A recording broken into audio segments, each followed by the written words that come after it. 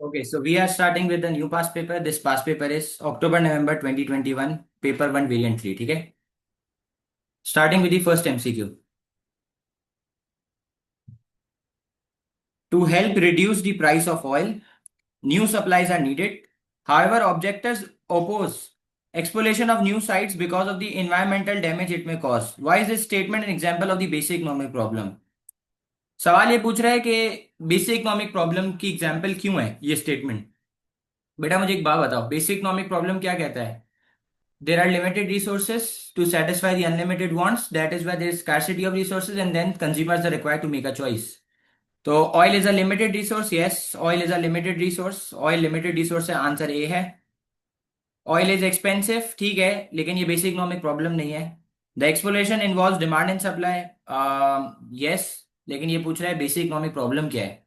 There are external cost involve in this production, yes बिल्कुल होंगे, लेकिन सवाल ये पूछ रहा है कि बेसिक इकोनॉमिक प्रॉब्लम क्या है, तो one is a. Okay, number two एक सेकंड में होना चाहिए, इतने पास पेपर्स हम लोग कर चुके हैं, ठीक है। Okay, which diagram shows an opportunity cause by movement from X to Y, ठीक है।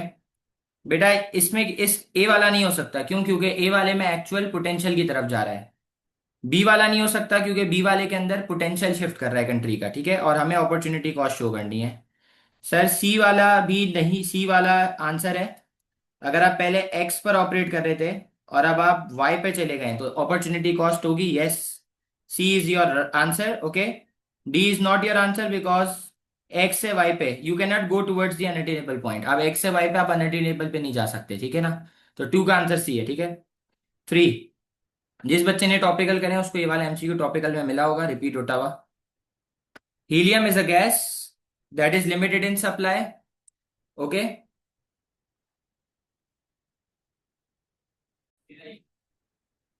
Okay, helium is a gas that is limited in supply because it takes thousands of years to form, ठीक है।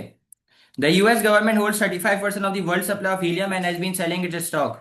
Helium is essential in medical scanners. It is also used for party balloons, which is a wasteful alternative use of a valuable good. Which two economic concept apply to this statement? Helium एक gas है जो कि limited in supply है। Helium एक gas है जो कि limited in supply है, और वो थाउजेंड्स ऑफ ईयर्स लेते हैं उसको फॉर्म करने में। और गवर्नमेंट जो है ना वो 35% of the world supply of helium को होल्ड करती है और इसके स्टॉक को भी सेल करती है, ठीक है। हीलियम जो है ना वो मेडिकल स्कैनर्स में यूज होता है, पार्टी बलून्स में यूज होता है और वेस्टफुल अल्टरनेट है। Which two economic concept apply? क्या सब्सिडी है इधर? कहीं सब्सिडी है? Demand supply subsidy, no. Excess demand resource allocation, इसने बोल दिया है कि सप्लाई लिमिटेड है, इसने बोल दिया है सप्लाई लिमिटेड है, तो एक्सेस डिमांड हो सकती है, सही है, लेकिन इसने बोल दिया है कि सप्लाई लिमिटेड है, तो थ्री का आंसर बी भी नहीं हो सकता। Opportunity cost and private monopoly, C भी नहीं हो सकता, ठीक है। और पब्लिक सेक्टर, यस, ठीक है। और factors of production, yes, answer D है। अब आप बोलोगे डी क्यों है बेटा? गवर्नमेंट कितनी परसेंट सप्लाई को होल्ड कर रही है दुनिया की? 35%, और इसके स्टॉक को बेच रही है, ठीक है। और इसके अंदर फैक्टर ऑफ प्रोडक्शन भी इन्वॉल्व है because helium is a gas and gas is a natural resource, ठीक है। ओके, आंसर थ्री का डी है, ठीक है। ओके, चलो फोर, बच्चों वाला एमसीक्यू एक सेकंड में होना चाहिए। What is an example of public good? बेटा पब्लिक गुड हेल्थ केयर है, हेल्थ केयर मेरिट गुड है। स्ट्रीट लाइट पब्लिक गुड है, अनएम्प्लॉयमेंट बेनिफिट कोई गुड नहीं है। Vaccination is again a merit good, four का बी है, ठीक है। Five, why does a government provide certain goods and services in a mixed economic system? बेटा गवर्नमेंट मिक्स्ड इकोनॉमिक सिस्टम के अंदर क्यों कुछ गुड्स एंड सर्विसेज प्रोवाइड करता है? The government always provides goods more cheaply than private firm, no. The government considers only private cost private benefit, वो private sector करता है। The government provides goods to prevent the development of monopoly. The government provides public good because private firm cannot charge them. इस concept को कहते हैं free rider problem, अगर आपको याद हो इस कॉन्सेप्ट को फ्री राइडर प्रॉब्लम कहते हैं, ठीक है। What is a micro economic decision? A central bank reducing interest rate, macro है। A gas firm reducing its price, micro है। Government increasing income tax, macro है। गवर्नमेंट इंक्रीजिंग मिनिमम वेज, ये micro है, answer D है, sorry, answer D है, six का answer D है, D है, डी है। A government increasing the national minimum wage, a government increasing the national minimum wage, ये हो सकता है, डी भी हो सकता है, डी भी हो सकता है। लेकिन अगेन वही वाली बात है, मिनिमम वेज गवर्नमेंट लगाती है, तो फिर ये मैक्रो का डिसीजन हो गया, ठीक है, ये माइक्रो का नहीं है, मैक्रो का डिसीजन है, क्योंकि गवर्नमेंट लगा रही है, ठीक है ना। अ gas firm reducing its price, एक फर्म अपनी प्राइस को रिड्यूस करी है, माइक्रो का डिसीजन है, ठीक है। और फर्म्स माइक्रो के अंदर आती है, फर्म्स माइक्रो के अंदर आती है ना। सही है। 7, the diagram shows a shift in supply curve for New Zealand airlines from S1 to S2। बेटा कौन सा शिफ्ट है, right left? Right word shift है, लेफ्ट वर्ड? बेटा न्यूजीलैंड एयरलाइन की सप्लाई बढ़ रही है, राइट वर्ड शिफ्ट है, ऐसा ही है भाई। Okay, what is the cause of this shift? A decrease in cost of New Zealand airline. बेटा अगर कॉस्ट ऑफ प्रोडक्शन कम होगी, कॉस्ट ऑफ प्रोडक्शन कम होगी तो सप्लाई बढ़ जाएगी, आंसर ए है भाई, आंसर ए है, यस। आगे पढ़ने की जरूरत है? नो, छोड़ दो, आगे मत पढ़ो, लेकिन मैं आपको पढ़ देता हूँ। Okay, a decrease in number of people wanting to fly to New Zealand. बेटा इससे आपकी डिमांड कम होगी, ठीक है। An increase in price of train and bus travel in New Zealand, तो इससे न्यूजीलैंड एयरलाइन की डिमांड बढ़ जाएगी, क्योंकि बस और ट्रेन इसका जो सब्सिट्यूट है वो महंगा हो चुका है। An increase in tax on air travel in New Zealand. बेटा इनडायरेक्ट टैक्स लगेगा, तो इससे सप्लाई कम हो जाएगी, और हमें वो रीजन ढूंढना है जिससे सप्लाई बढ़े, इसलिए 7 का ही है, ठीक है। 8 वाला करके दें, चले 8 वाला करके दें। The diagram shows demand curve for rice, ठीक है, डिमांड कर्व का शेप देख के पता होना चाहिए, डिमांड कौन सी है यार, शेप देख के बताओगे कौन सी डिमांड है। 8, बताओ भाई शेप क्या है, shape shape shape shape. Inelastic, inelastic, inelastic direct हो सकता है ये सवाल। What is the PED of rice as price increases from 1.1 to 1.5?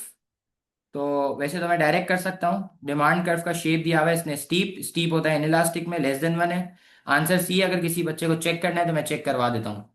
बेटा पहले प्राइस 1 थी, 1 पे क्वांटिटी डिमांड 30 थी, अब प्राइस 1.5 है, क्वांटिटी डिमांड 27 है। चलो भाई, एक बच्चा कैलकुलेटर उठा लो, प्राइस बढ़ रही है तो क्वांटिटी डिमांड कॉन्ट्रैक्ट हो रही है। बेटा पीईडी का फॉर्मूला क्या है, एक बच्चा कोई कैलकुलेटर उठाओ, प्रूफ करके देता हूँ। पीईडी का फॉर्मूला क्या है, percentage change in quantity demand upon percentage change in price. भाईजान परसेंटेज चेंज निकालने का क्या फॉर्मूला है, परसेंटेज चेंज निकालने का फॉर्मूला है new minus old upon old into 100। तो भाई न्यू प्राइस है 1.5, ओल्ड है 1, तो क्या होगा 1.5 माइनस 1/1 इंटू 100, ये कितना आ रहा है, कोई बच्चा बताओ। क्वांटिटी क्या आएगी भाई, न्यू 27 माइनस 30/30 इंटू 100, ये कितना आ रहा है। क्वांटिटी का भी बता दो भाई, प्राइस का 50% आ रहा है, प्राइस का 50% आ रहा है, क्वांटिटी का कितना आ रहा है, क्वांटिटी डिमांडेड कितना आ रहा है,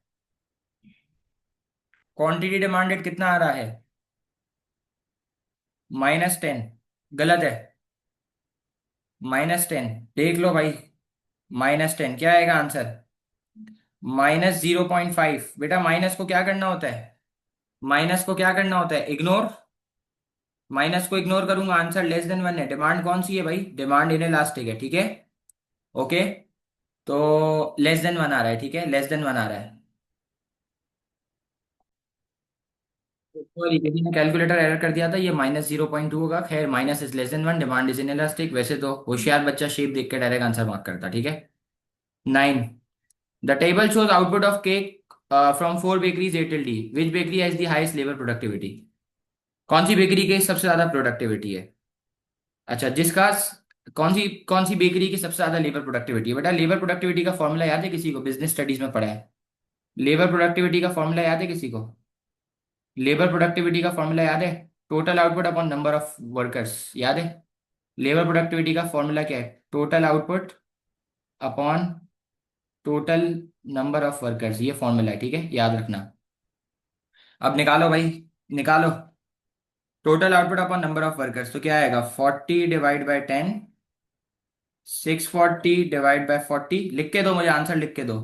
750/50, ठीक है, उसके अलावा 500/100, मुझे आंसर निकाल के दो भाई।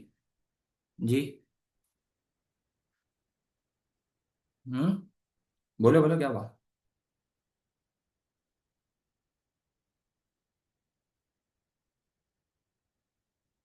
हम्म,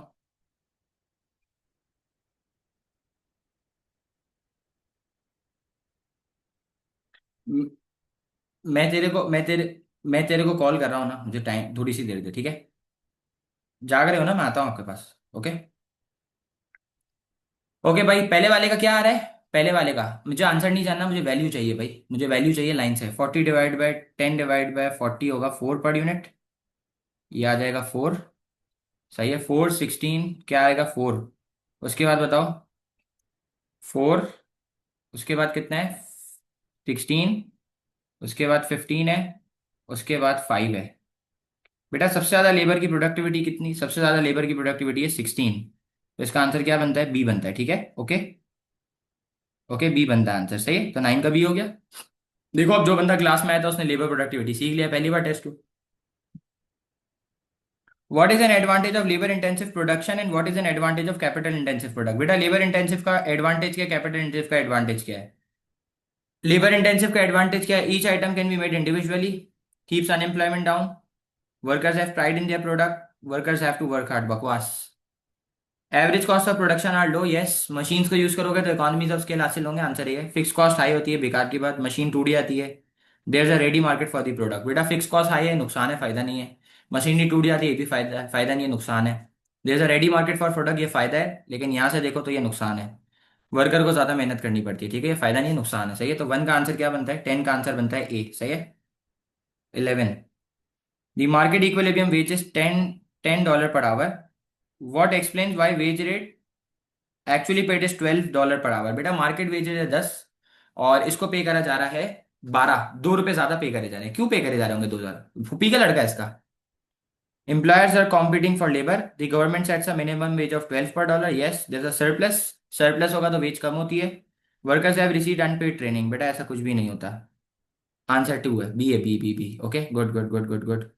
चलो, a firm imports 20 high quality bicycle into the US at a cost of 3,000 each. It sells them making a profit of 1,000. What is the firm's average revenue? बेटा पहले मुझे ये बता दो, एवरेज रेवेन्यू का फॉर्मूला क्या है। एवरेज, किसी भी चीज का एवरेज चाहिए तो उसका टोटल ऊपर लिखो, तो ऊपर टोटल रेवेन्यू आएगा, नीचे टोटल यूनिट्स आएगा। अच्छा अब मुझे बताओ जरा, अच्छा मुझे बताओ जरा, अम,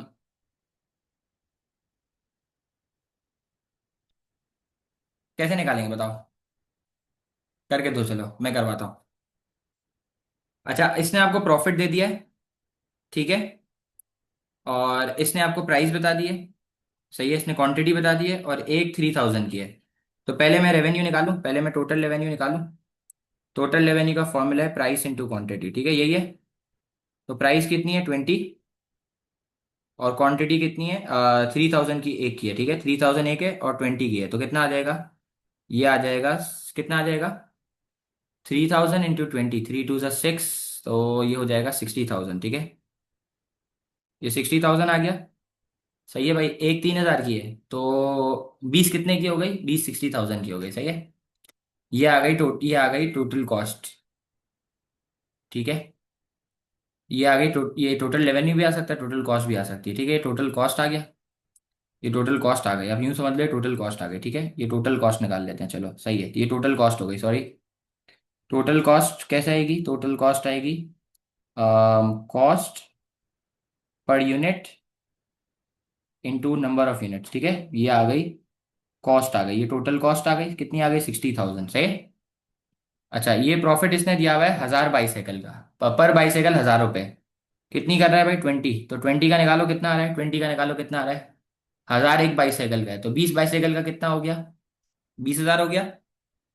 तो भाई प्रॉफिट आ गया, टोटल प्रॉफिट आ गया 20,000, टोटल कॉस्ट आ गई 60,000, तो रेवेन्यू, बेटा प्रॉफिट, प्रॉफिट कैसे आता है, total revenue minus total cost. Profit आ गया है 20,000 का, रेवेन्यू को एक्स कर दो, कॉस्ट आ गई है 60,000, तो रेवेन्यू आ गया कितना 40,000, सही है, तो इधर टोटल रेवेन्यू आ गया 40,000, और टोटल बाइसिकल कितनी थी 20 थी ना, तो ये जीरो जीरो कट गया, ये आ गया आपका तकरीबन, कितना आ गया भाई, ये 12 का क्या होगा आंसर, 40 नहीं 80। Okay okay okay, sorry sorry sorry sorry sorry sorry sorry, एक और गलती कर दी मैंने। ये 80 हो जाएगा, सही है, ये 80 हो जाएगा, ये 80 हो जाएगा, 60,000 प्लस 20,000, और फिर आप इसको 80,000 को डिवाइड कर दोगे 20 यूनिट से, तो आपका आंसर 4,000 आ जाएगा, सही है। ओके, तुम लोग कैलकुलेटर भी गलत चलाते हो कसम से, कोई 40 बोलता है कोई 80 बोलता है। सही है, अच्छा 13 वाला रिपीटेड है, 13 वाला रिपीटेड है, 13 वाला आई होप आप सही करके देंगे आप लोग, ठीक है। The diagram shows total cost, total fix cost, total variable cost. ये किसकी लाइन है? Y X W. बेटा ये लाइन है फिक्स कॉस्ट की, जो जीरो से स्टार्ट होती है वो होती है वेरिएबल कॉस्ट, जो फिक्स कॉस्ट के ऊपर से होती है वो होती है total cost. Which cost are shown by W X and Y? बेटा डब्ल्यू क्या है? डब्ल्यू डब्ल्यू टोटल कॉस्ट है, और एक्स क्या है? एक्स है वेरिएबल कॉस्ट, और वाई है फिक्स कॉस्ट। तो आंसर बनता है बी। ठीक है, ऐसा ही है भाई, बहुत इजी था ये वाला तो। 13 का बी है, ठीक है। चले आगे, चलो 14। चले, the table shows output and total cost of a firm produce four with four production method.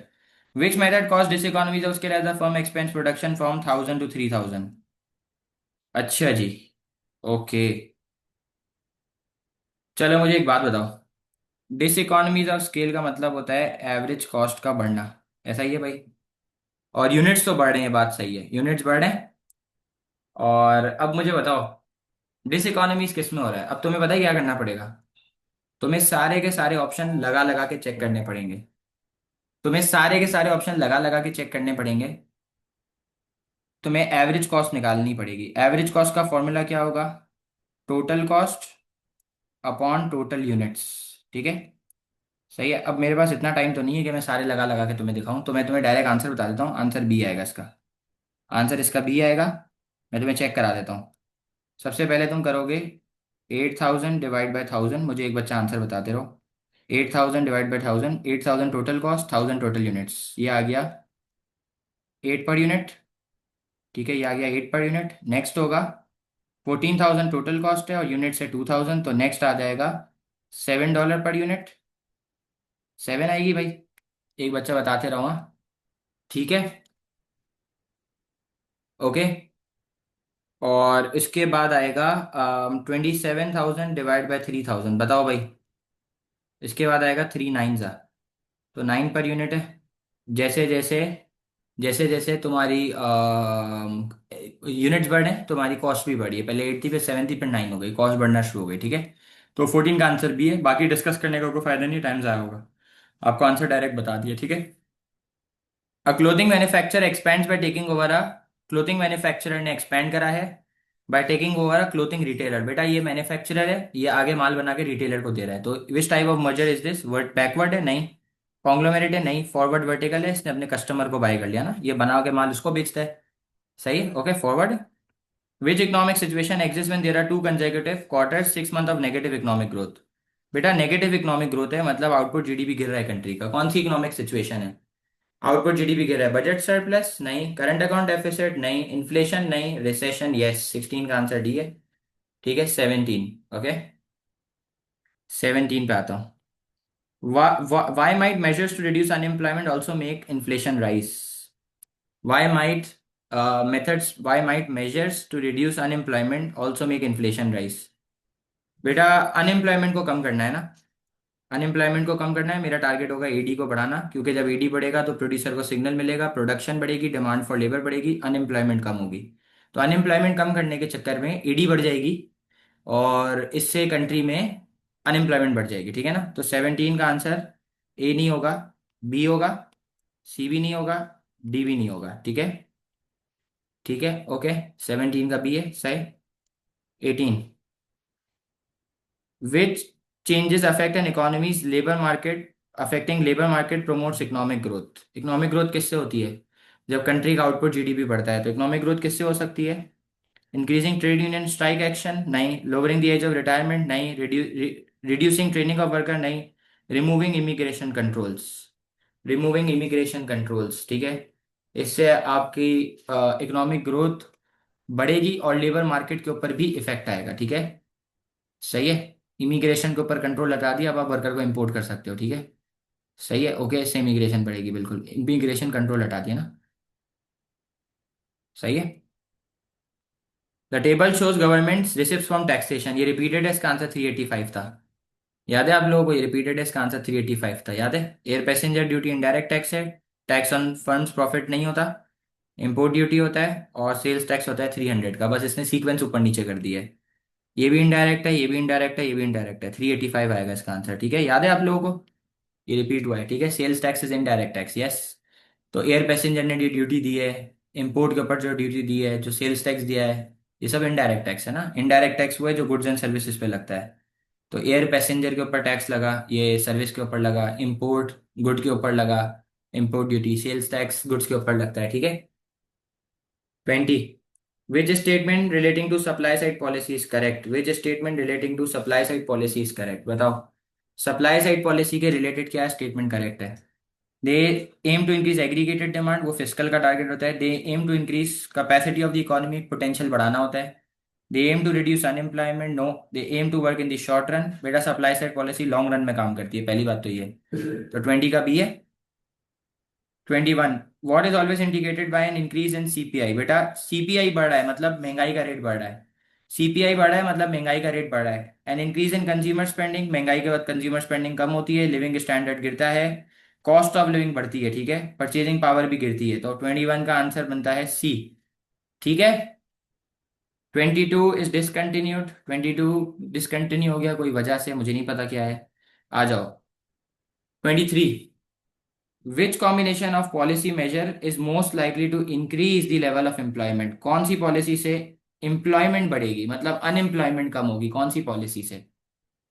आप टैक्स को कम करेंगे, ठीक है, तो सी और डी तो काट दें, और आपको इंटरेस्ट रेट को भी कम करना पड़ेगा।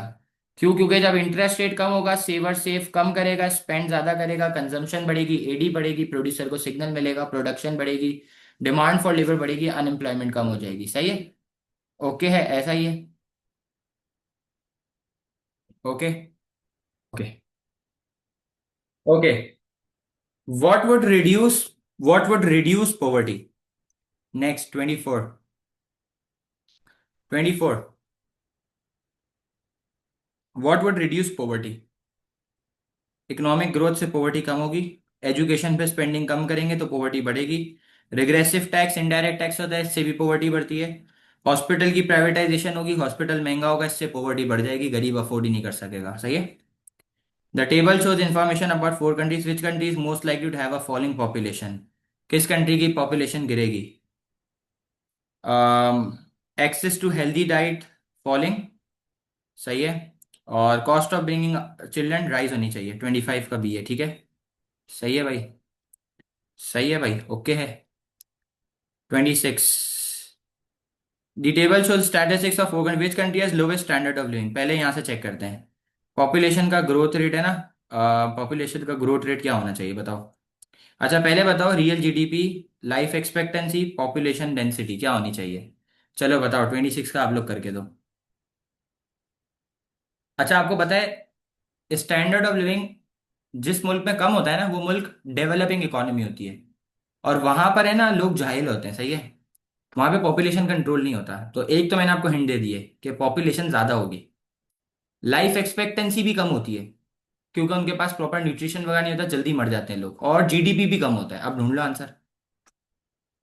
जीडीपी भी कम होगा, लाइफ एक्सपेक्टेंसी भी कम होगी, पॉपुलेशन भी ज्यादा होगी, ये आंसर बनता है डी, ठीक है। आंसर बनता है डी, ठीक है जी, सही है, ओके। आपको मैंने फीचर बता दिए। Malaysia and Indonesia specialise in the production of palm oil. Malaysia and Indonesia specialise in the production of palm oil. Malaysia और इंडोनेशिया पाम ऑयल की प्रोडक्शन में स्पेशलाइज हो रहे हैं। What is the disadvantage of specialisation? तो पहले advantage ढूंढ ले। Concentration of the activity in the labour which is more productive, ये फायदा है। Creation of jobs to meet world demand, ये भी फायदा है। Reliance on trade with other countries for other good, ये डिसएडवांटेज है। राइजिंग पाम ऑयल प्राइसेस, ठीक है, आंसर सी बनता है। आप दूसरी कंट्रीज के ऊपर रिलाई करो ट्रेड के लिए, नुकसान है स्पेशलाइजेशन का, सही है। ओके। चलो ये वाला बहुत आसान है, मुझे बताओ। The diagram shows China trade with Brazil for 2 years, सही है, ओके।